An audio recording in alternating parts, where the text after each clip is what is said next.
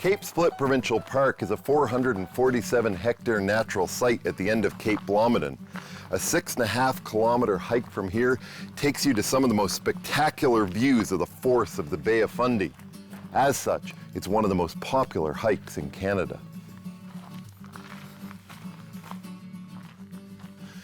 While Cape Split has been a popular hiking destination for decades, it actually only came into public hands between 2002 and 2007.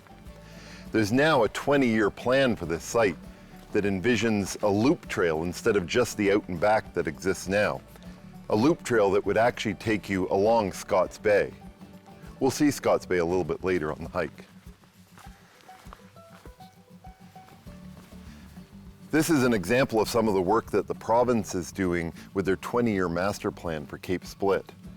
This trail that's being built now will eventually be the Scotts Bay Trail, and what we're on will be the Cape Split Trail, and this will allow you to have a loop instead of just going out and back on the same run.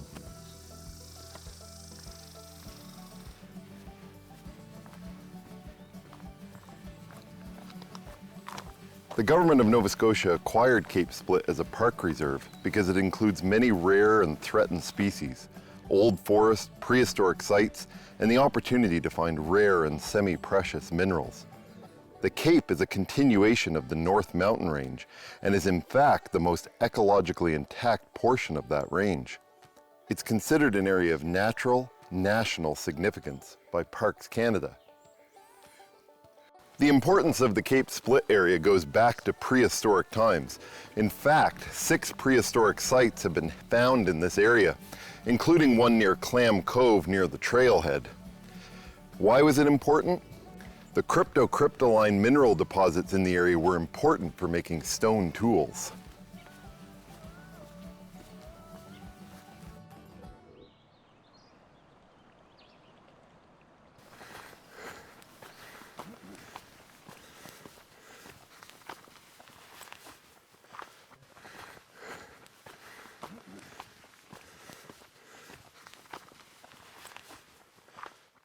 Fun fact about Cape Split, not only is it popular with hikers, but it's popular with trail runners who will run all the way out to the point and back along these trails.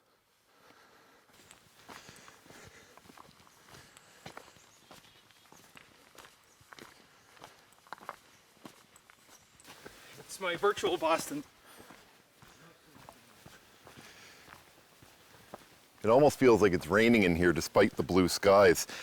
The dew and the fog this morning is causing the water to come down off the leaves, and it feels like it's raining and it sounds like it's raining, which is a neat experience. Now, since the province took over this land, they've put in trail markers up and down here so you have a sense of just how far you've gone. We have another 5 kilometers to go to the headland. We'll be taking a turnoff before then, about 4 kilometers from now.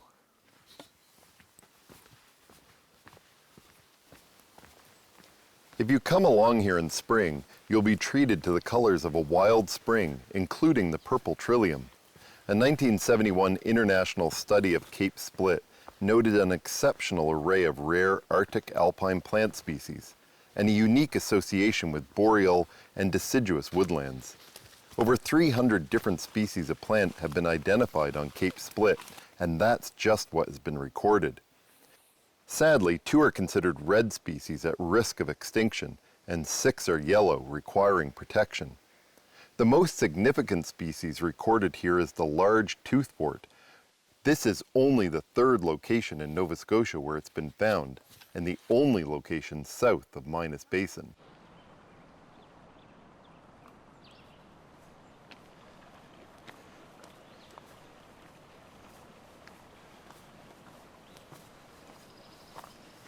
A lot of the first few kilometers of the Cape Split hike are uphill. It's definitely something you want to be prepared for.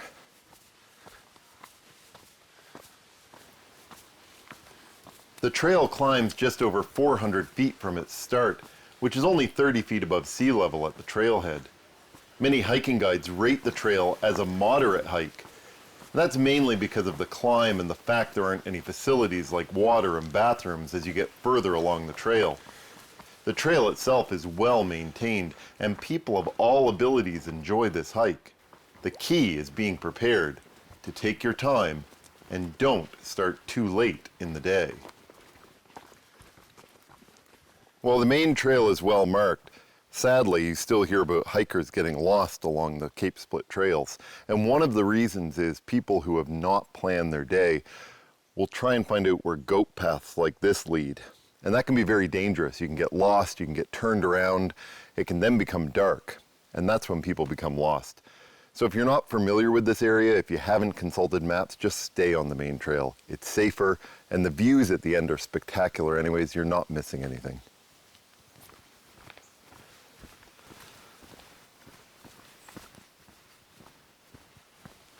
Cape Split has an important place in Mi'kmaq folklore. The story goes that Glooskap got mad at his arch enemy, the beaver. You see, the beaver had built a dam from Cape Split all the way across the Bay of Fundy to Spencer Island. And by building that dam, the tides had come up and washed away the sands on land, creating the Annapolis Valley. This enraged Glooskap. And so Glooskap took a lightning bolt and smashed the dam open. And the remnants of that are what created Cape Split.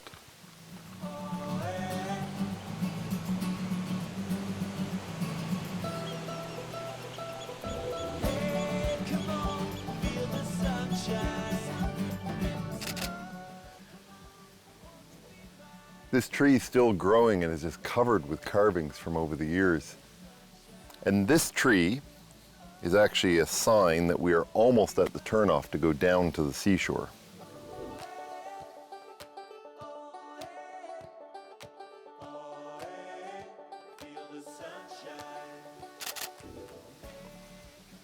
Well, the end of the Cape Split Trail is about 1 kilometer ahead.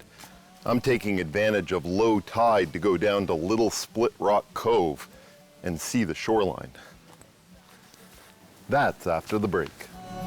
Come on, won't you be mine? Feel the sunshine.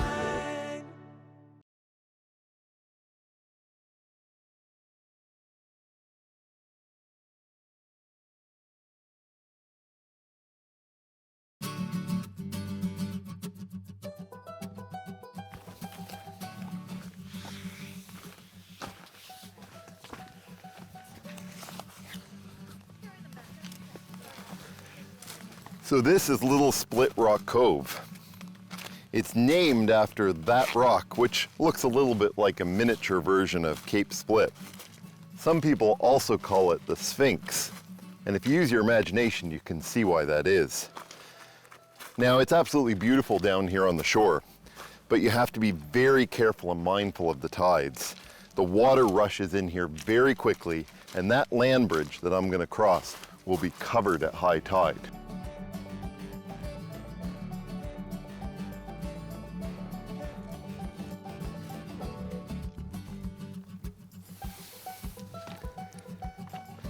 At low tide, this beach area is very popular for gem hunting. Rock hunters from all over the world will come here. These volcanic basalt cliffs were formed over 200 million years ago by the cooling and crystallization of molten rock, or magma. Gas bubbles in the rock formed cavities, and that's where the gems and crystals are formed. It's mostly zeolites, agates, jaspers, and amethysts that are found here. In fact, on the other side of this formation is another popular rock hunting location called Amethyst Cove.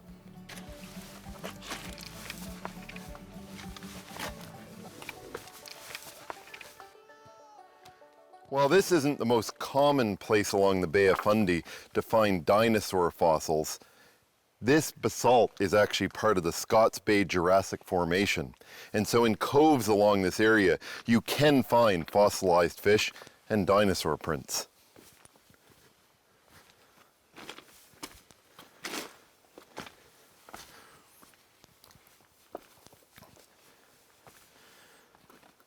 That's Cape Split, from the ocean floor anyway. Soon we'll be up on top of that meadow. But this is where the famous Fundy tides come in. And those tides will be so high, they'll be many times my height by the time high tide arrives.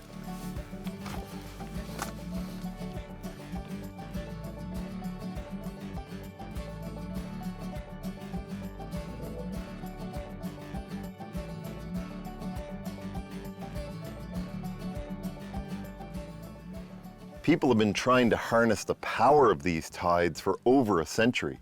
Back in 1908, there was a group of people who had a plan to build a tidal barrage right where Glooscap had destroyed the beaver dam. It was going to go from Cape Split all the way across the Minas Basin. Then in 1916, there was another plan to put pumps on the ocean floor right in that large gap and pump the water 200 million liters at a time all the way to the top of the cliff and generate electricity.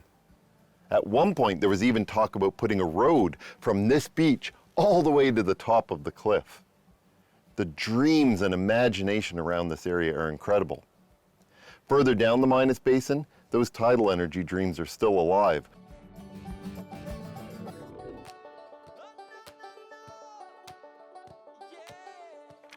I can't stress enough how important it is to monitor the tides if you're going to hike the seashore at Cape Split. The water comes in very fast. You can actually see just how far it's come up since I left. Unfortunately, too many hikers have had to be rescued by helicopter because they misjudged the tides. You do not want this to be your very last hike. The tide is coming in now. I'm going back up to the top, along the trail and to the point of Cape Split.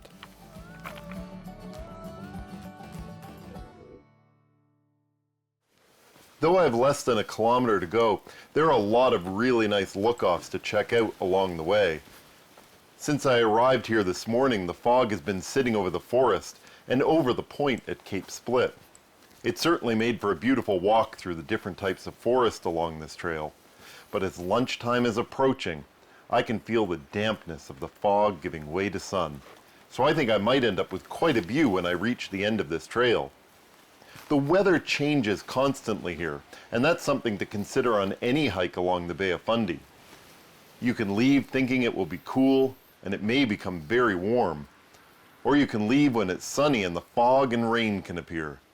What they say about Nova Scotia is certainly true. If you don't like the weather, just wait a few moments.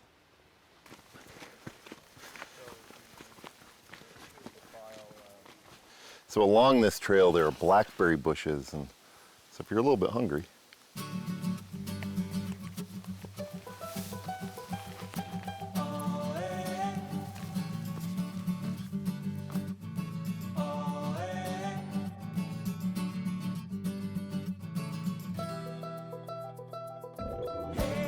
Come on, feel the sunshine.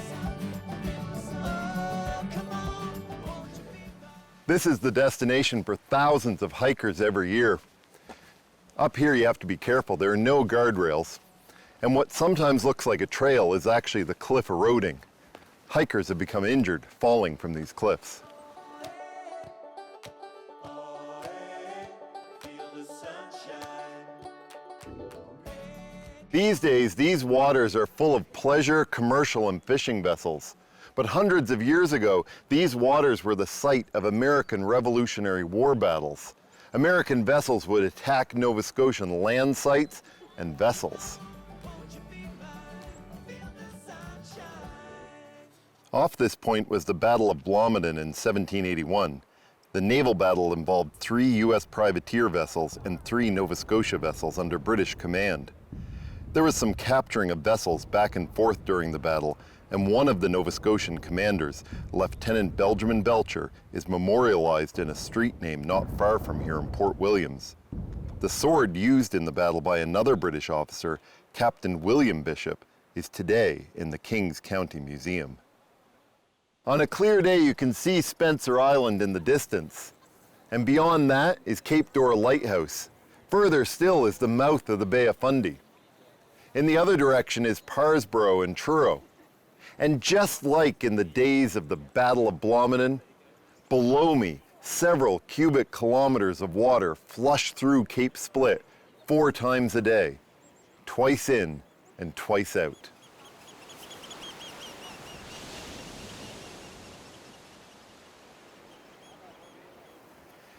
Looking out over Cape Split, I wonder, was it made by Glooscap smashing a beaver dam with a bolt of lightning? Or was it millions of years of volcanic forces? Whatever the case, you could spend all day at Cape Split exploring the various coves and trails. But for me, it's time to move on and chase sunset further down the valley. Come on, won't you be mine? Hey, come on, feel the sunshine. Oh, come on, won't you be mine? After a hard hike at Cape Split, it's always worth a stop for ice cream. And there's no better place to stop than the Look-Off here at Blomidon. Thank you. It's getting towards evening, and after a hike like that, there's nothing more relaxing than enjoying some time along a trail that's flat and historic. So after the break, I'm headed to Wolfville and the Harvest Moon Trailhead. Won't you be mine? Feel the sunshine.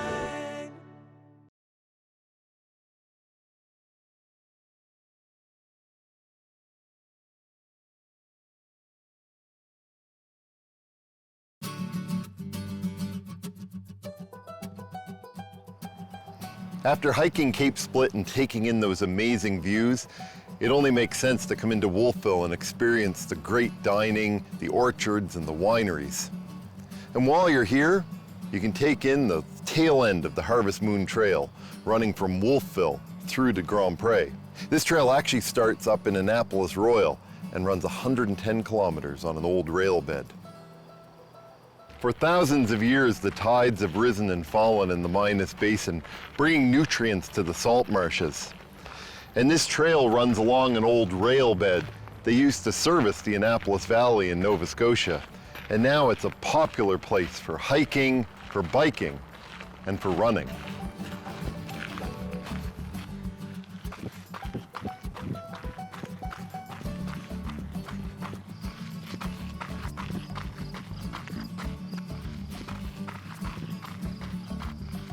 As you travel the Harvest Moon Trail between Wolfville and Grand Pre, you can't help but stop and admire the scenery and think about the history in this area. Looking out over the salt marsh that was reclaimed to be fertile land by the Acadians years ago, land that's still used today for crops. It really, truly is the breadbasket of Nova Scotia to this day. And of course, the Acadians would never have been able to do that without the support of the Mi'kmaq and their friendship.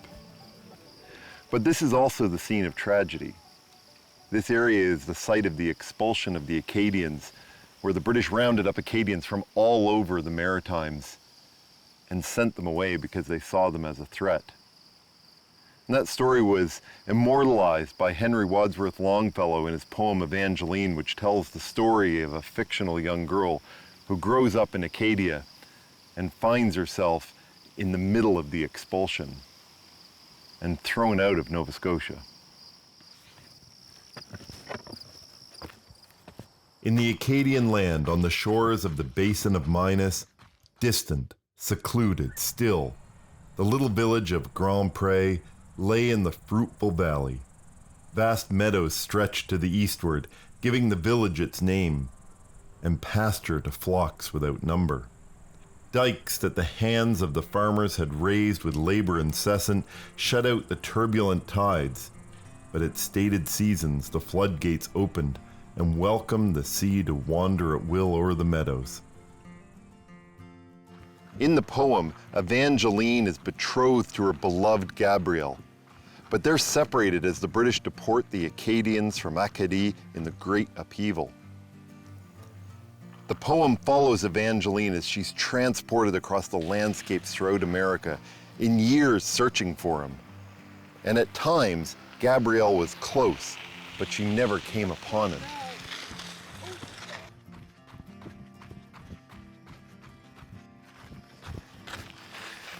Sometimes along this trail, we find other reminders of the history of this area. A rail buried beneath the trail from when a railway ran throughout the Annapolis Valley.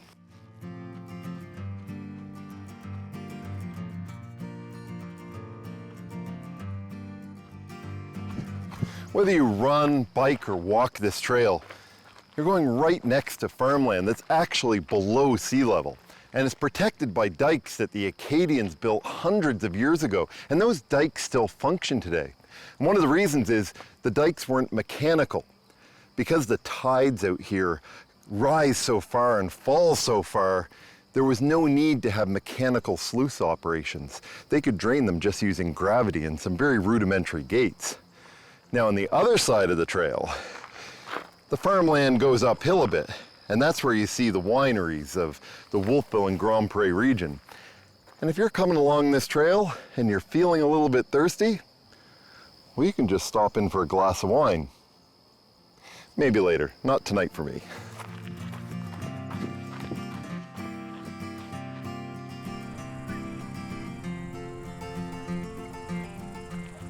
And so this is the community of Grand Pré.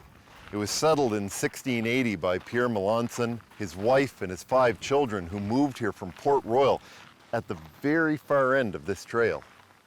It became the largest Acadian settlement in all the Maritimes.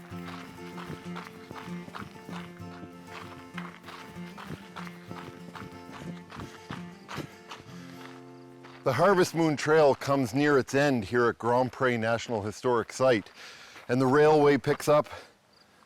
It's not used anymore, but people used to get on and off at this platform, the remnants of which are still here. But this was the site of a much more significant departure, the Great Expulsion, the Grand Dérangement, where thousands of Acadians from across the Maritimes were expelled from Nova Scotia, many to never return again. This is the land of the Acadians and the land of Evangeline, that fictional character. And so whatever happened to Evangeline? Well, she ended up in Philadelphia working with the Sisters of Mercy, with the poor in that community.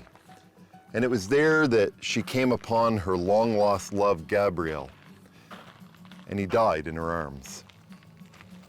Wherever your walkabout takes you, may it be filled with hope and adventure. Still stands the forest primeval, but under the shade of its branches dwells another race with other customs and language. Only along the shore of the mournful and misty Atlantic linger a few Acadian peasants whose fathers from exile wandered back to their native land to die in its bosom. In the fisherman's cot, the wheel and the loom are still busy.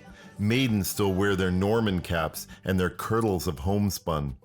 And by the evening fire repeat Evangeline's story, while from its rocky caverns the deep-voiced neighboring ocean speaks, and in accents disconsolate answers the wail of the forest.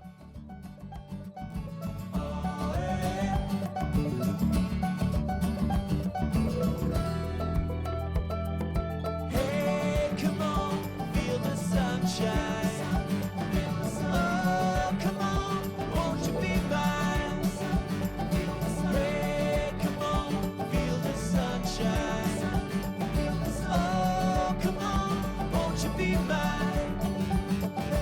Oh, hey, oh, hey, oh, hey, feel the sunshine. Oh, hey, oh, hey, oh, hey, feel the sunshine. Hey, come on, feel the sunshine. Oh, come on, won't you be mine? Hey, come on, feel the sunshine.